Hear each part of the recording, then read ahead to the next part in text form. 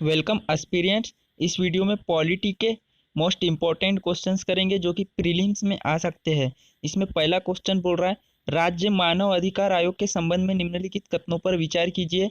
और स्टेटमेंट दिया है। पहला स्टेटमेंट है, राज्य मानव अधिकार आयोग एक संवैधानिक निकाय है। सेकेंड है, राज्य मानव अधिकार आयोग के अध्यक्ष और सदस्यों की नियुक्ति राष्ट्रपति द्वारा की जाती है। और थर्ड स्टेटमेंट है, राज्य मानव अधिकार आयोग मानव अधिकारों की सुरक्षा के लिए संवैधानिक और अन्य कानूनी सुरक्षा उपायों की समीक्षा करता है। इसमें से कौन से कथन सही है? ऑप्शन दिया है केवल तीन, एक, तीन, दो, तीन और एक, दो। तो इसका राइट ऑप्शन हो जाएगा ए वाला, केवल तीन। सेकेंड क्वेश्चन है, निम्नलिखित कथनों पर विचार कीजिए। स्टेटमेंट दिया है, संसद द्वारा पारित विधेयकों पर राष्ट्रपति के पास वीटो की शक्ति होती है। और सेकंड स्टेटमेंट है, राष्ट्रपति को राज्य विधान के संबंध में वीटो की शक्ति प्राप्त नहीं होती। उपरोक्त में से कौन से कथन सही है?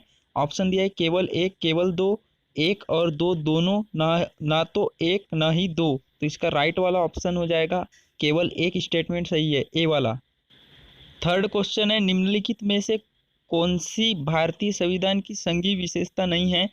और स्टेटमेंट दिया है, संविधान लिखित है और सरलता से संशोधन योग्य नहीं है। सेकेंड है, राज्यसभा में सभी राज्यों का समान प्रतिनिधित्व है।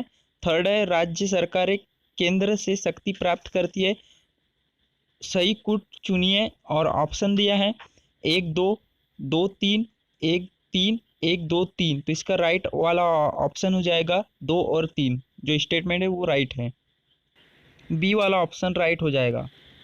फोर्थ क्वेश्चन है, निम्नलिखित कथनों पर विचार कीजिए। स्टेटमेंट दिया है, राज्य निर्वाचन आयुक्त को हटाने की प्रक्रिया राज्य उच्च न्यायालय के न्यायाधीश को हटाने के समान है।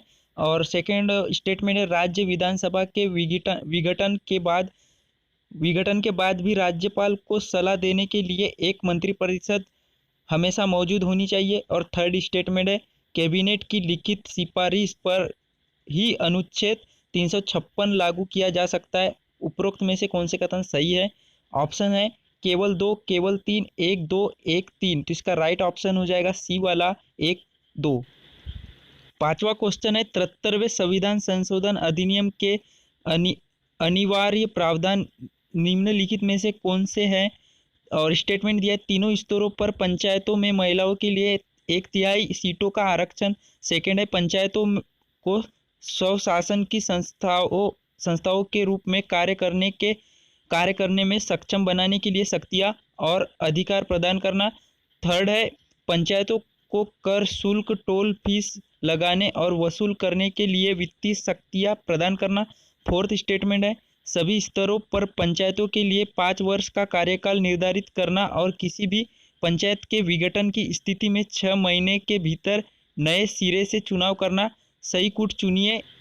ऑप्शन दिया है एक, दो, दो, तीन, चार, एक, दो, तीन, एक, चार। तो इसका राइट ऑप्शन हो जाएगा डी, एक, चार। जो स्टेटमेंट है वो राइट हो जाएगा, डी वाला। ऐसे ही प्रैक्टिस क्वेश्चन के वीडियो देखने के लिए चैनल को सब्सक्राइब कर लीजिए। मिलते हैं नेक्स्ट वीडियो में। Thank you.